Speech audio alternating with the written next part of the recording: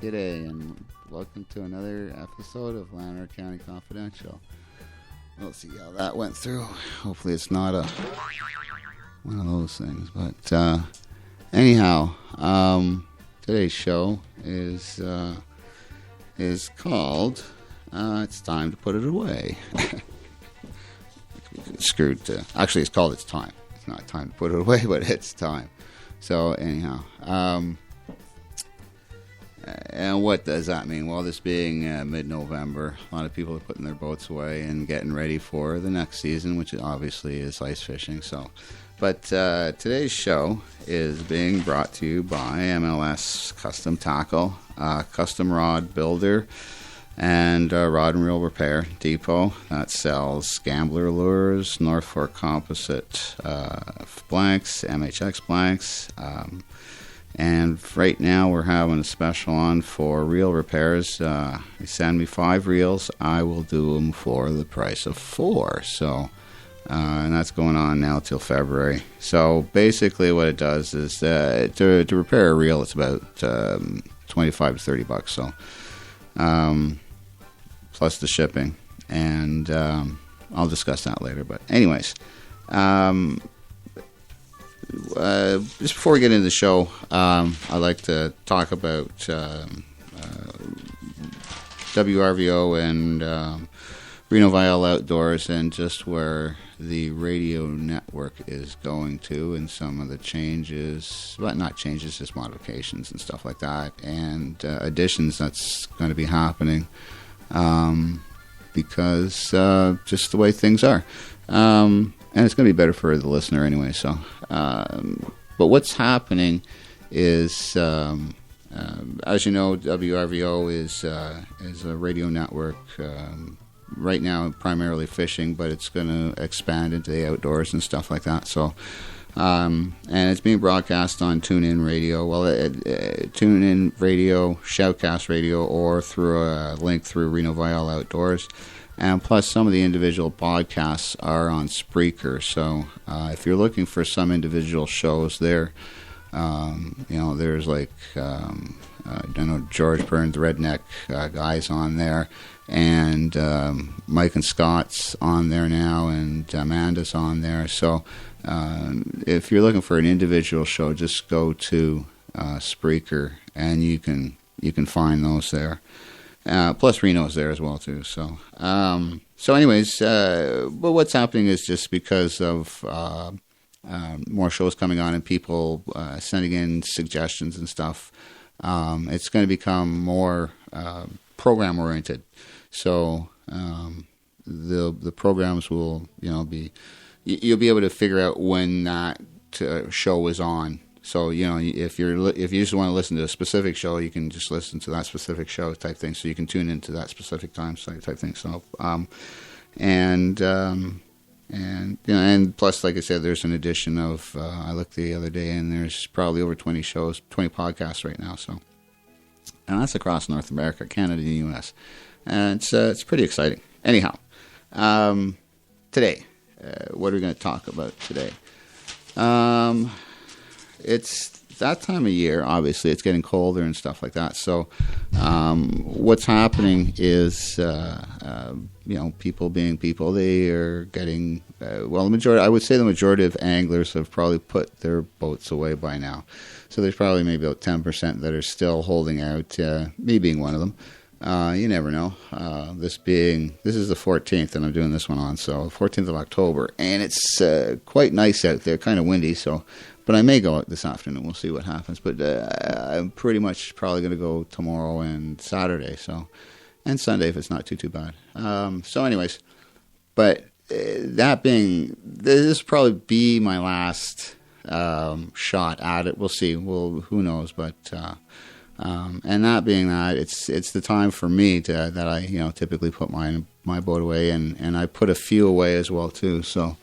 Over the years, and it's changed. So it's not the same as it was 25 years ago when we were just dealing with carbureted engines, and there wasn't any direct injection. There was no 4 strokes and stuff like that.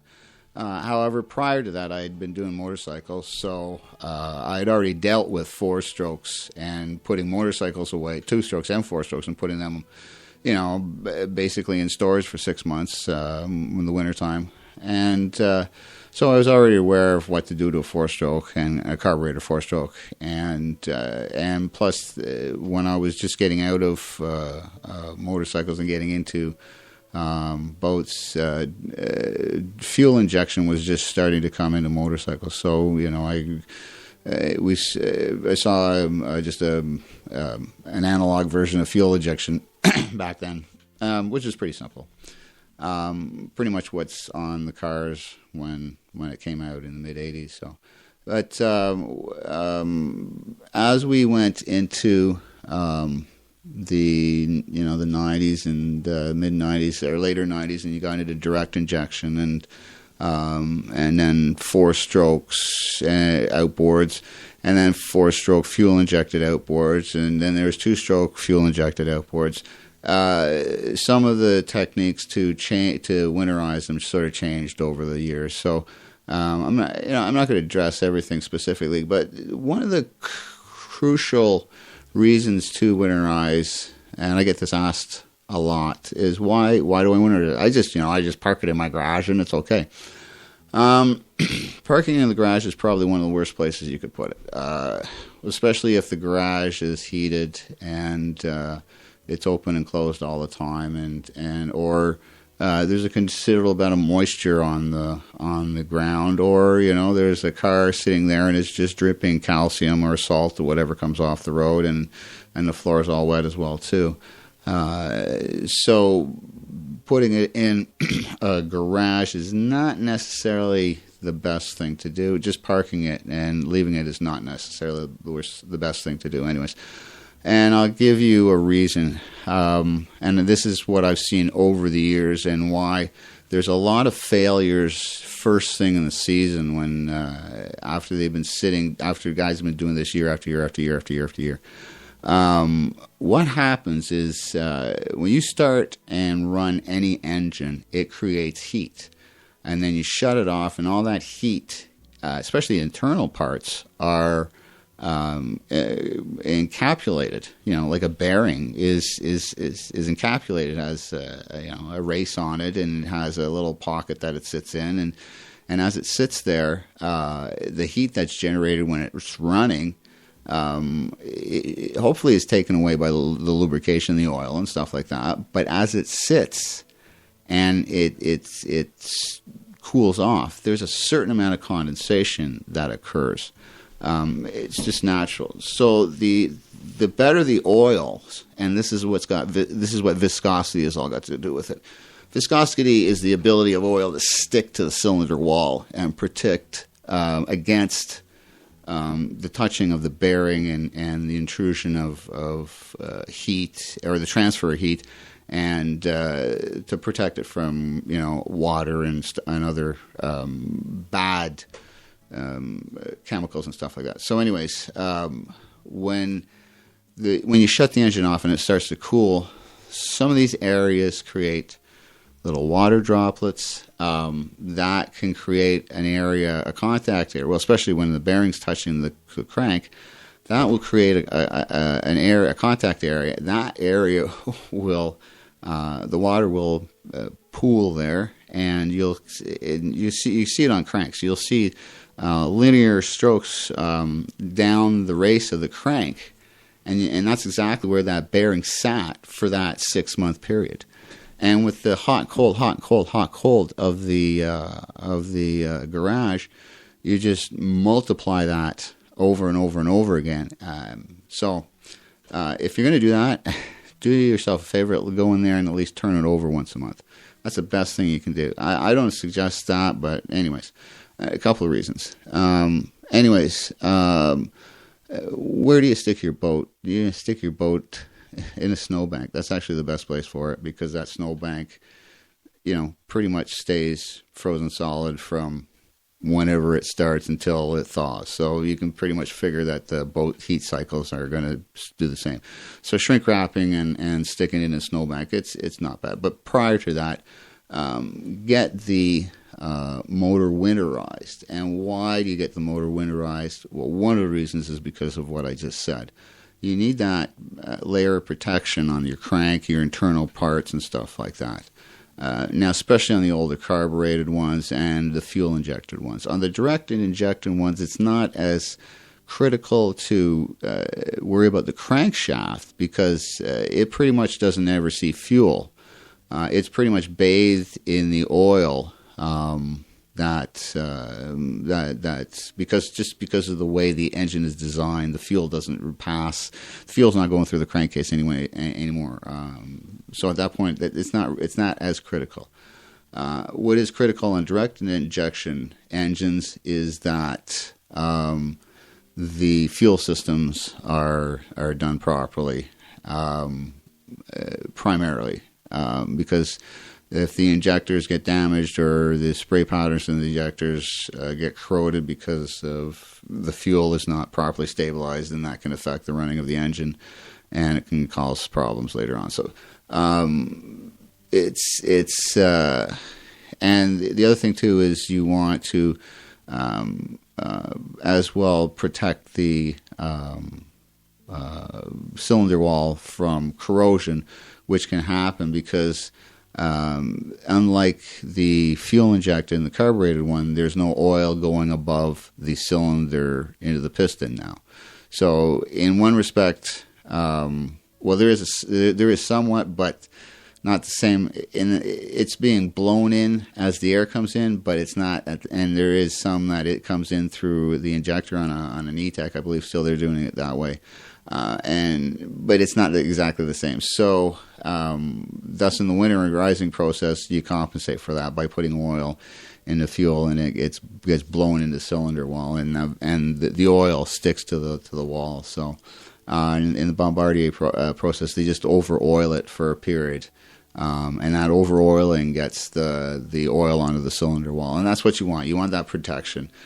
Plus, the other thing is, too, you're told to pull the spark plugs out and fire some oil into the cylinder as well, too. And that's, again, you turn the engine over and that gets the oil onto the cylinder wall. And that's what you want to do because you have a steel ring, which is dissimilar to the silicone or silicone steel type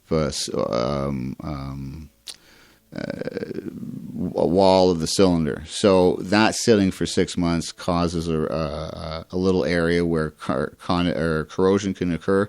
And if you looked at that under a microscope, you'd see a little ridge there. And every time the piston ring goes up and over that, it wears the ring prematurely. So, year after year after year after year, it's an accumulative thing. So that's why properly maintained some of these engines. I mean, I've got a 1958 3 horsepower that still runs as good as the day it was made, and reason being is because it was, it's taken care of year after year after year after year, and that's what you can get out of some of these engines is along. You can get 1,000 hours out of them. You should be able to get 1,000 hours out of them easily.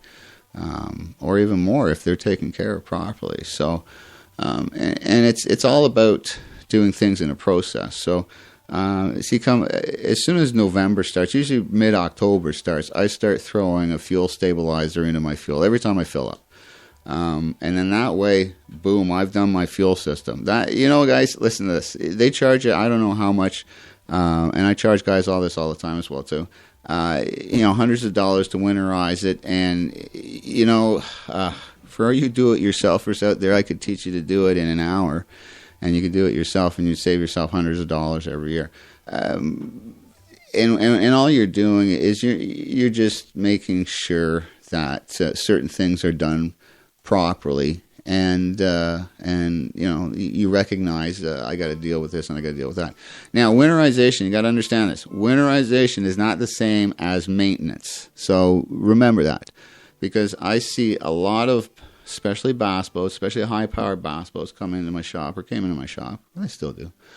And what I will see on them, I'll be winterizing them, and I'll be looking at them, and I said, who does your maintenance? Well, these guys do, and I said, the least maintained part of a bass boat that I've seen in the last 20 years is the steering. And that, to me, is one of the things that should be addressed all the time. Especially on the hydraulic units, they loosen off, and if it's not looked at every year, there can be an issue. The other thing is jack plates.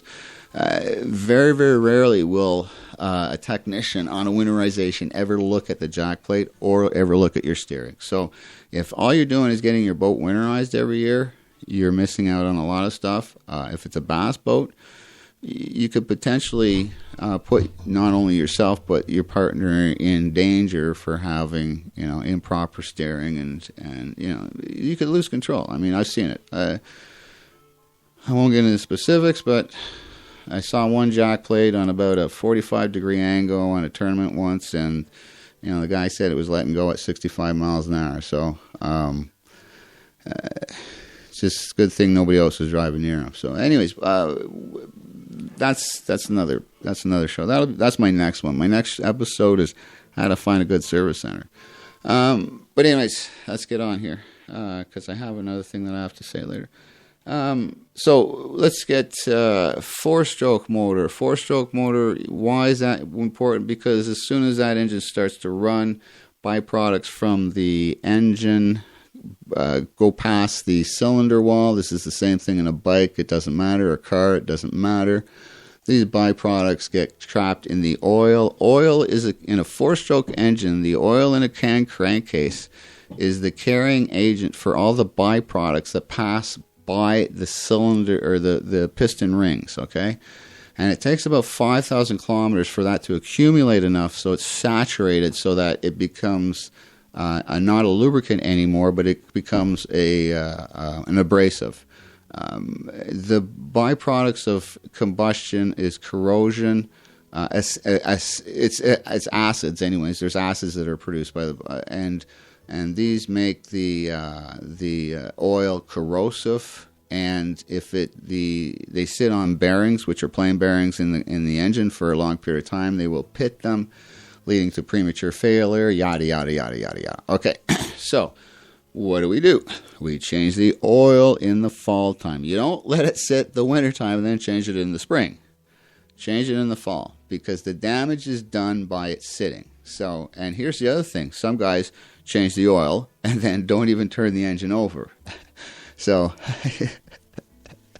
anyways, because I'll check the oil level in the springtime. No, what you do is get the motor hot, change the oil, new oil and filter, just fire it. You don't even have to fire it up for much. Just turn it over, let it run for 2 minutes and then shut it off.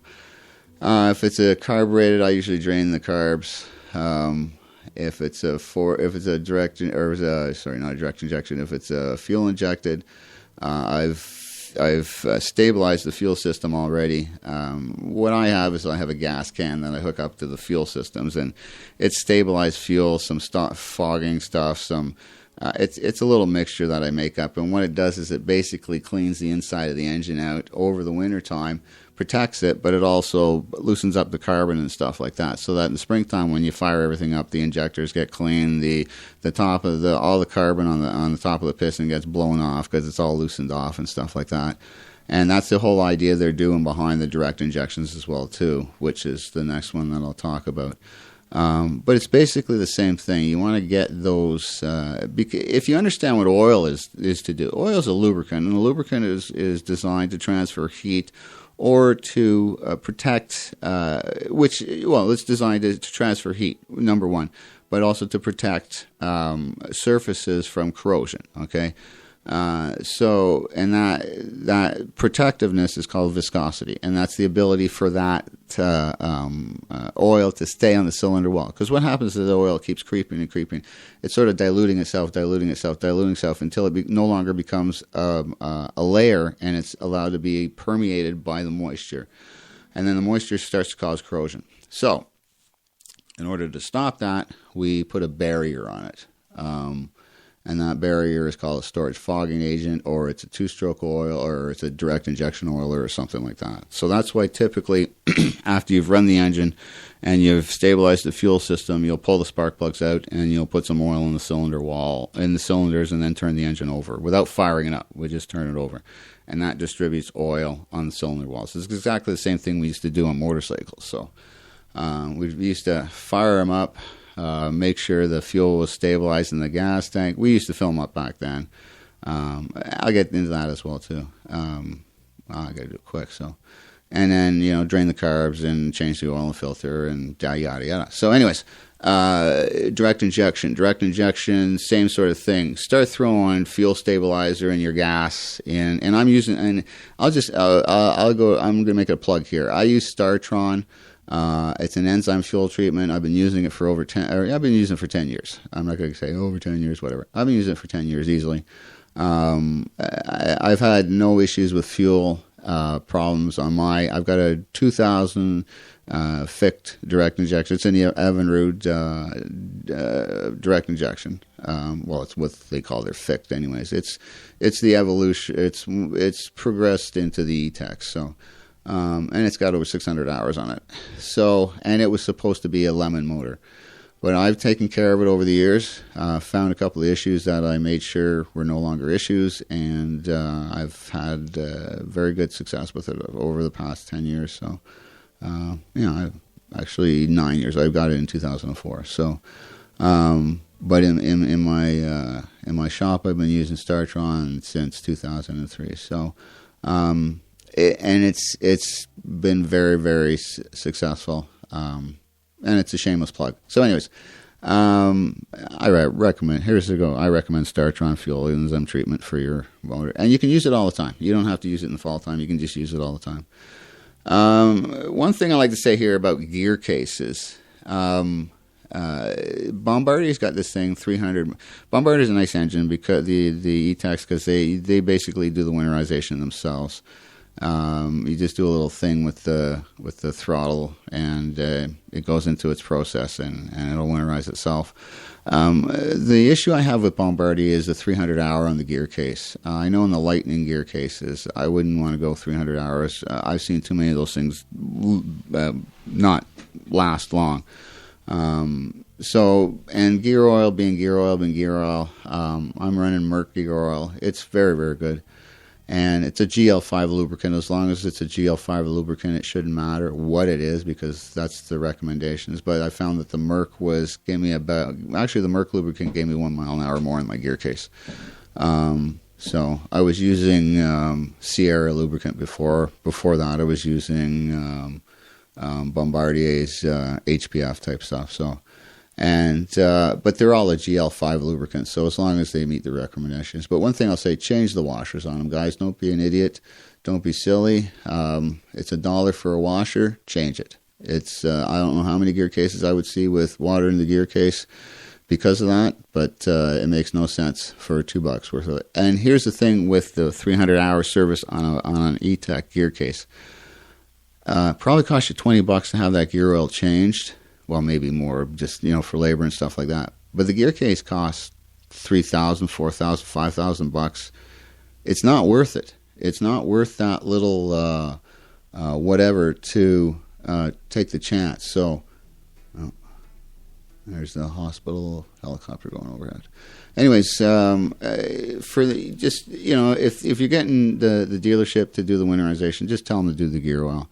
If you're running 40, 50 hours a summer, change the gear oil. It's well worth it. I know they say it's 300 hour and stuff like that, but I've seen it after a season in mine. I change my gear oil twice a season, and I've been doing tournaments, and so I change it twice a season just to make sure. It's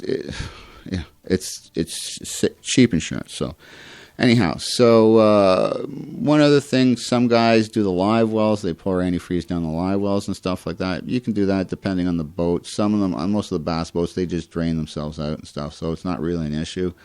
But on some of them, maybe you should, because if there's intricate piping and it goes up and down and stuff, or it's cheap piping, if it's like white plastic stuff, then maybe change it out, because it could crack. I've seen it crack. I know when I used to do Prince Crafts and stuff like that, when they had their older live well hose and stuff like that, we used to just stick a hose down the inlet and turn the pump on and fire it down a funnel, and it pretty much did everything. As long as you seen pink come out in the live well, it pretty much did everything.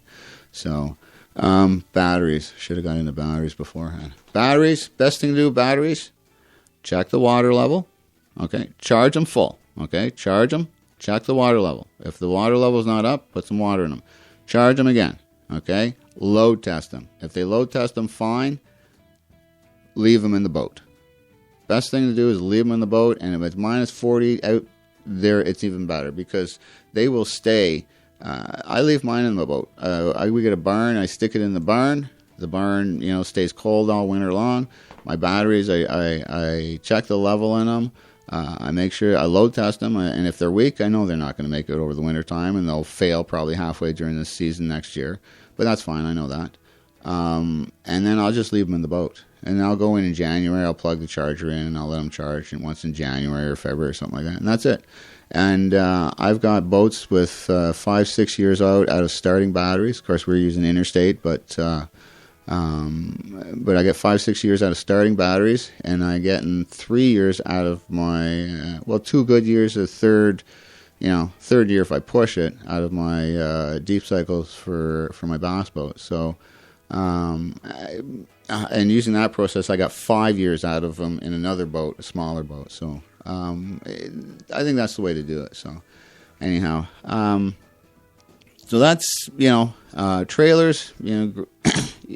If you can lift the trailer up, that's even better, because what will happen is sometimes you get flat spots on the tires and stuff like that. They say let the air out of the tires. I don't think so. I don't think that's a good idea to let the air out of the tires, because you're putting more load on the tire. Then the tires are going to lose air over the winter time anyway. So I don't suggest that. So, but anyways, and that's pretty much it. I mean, if there's something I missed, send me an email at lanarkcountyconfidential.ca. If you want any advice or whatever, you can send me an email there. There's going to be a website up. I said that before, but hopefully there'll be a website up here sooner or later. So anyways, but that's about it for today's show. I think I got to get going here. Pretty much getting near the end, but one thing I wanted to say, I made a mistake before there. I recommended a shop that I shouldn't have, and I won't get into it now, but I no longer have any association with March Road Motorsports. I can't recommend them as a shop anymore. When you see, I think they still have my picture on their website, but I have no longer any affiliation with them, and I have no longer any recommendation for them. So I think I'll just probably leave it at that. Take it any way you want it, but I just can't. I can't say realistically that I can support them anymore. And we'll go from there. So, anyways, next week's show is going to be how to find good service. Maybe we'll get into what happened before, but we'll find out. Anyways, my name is Mike Lynch Staunton. You've been listening to Lanark County Confidential on WRVO Radio Network, or Division of Reno Viola Outdoors. Really appreciate you having with me this week, and hope you come back next week. Talk to you later. Bye.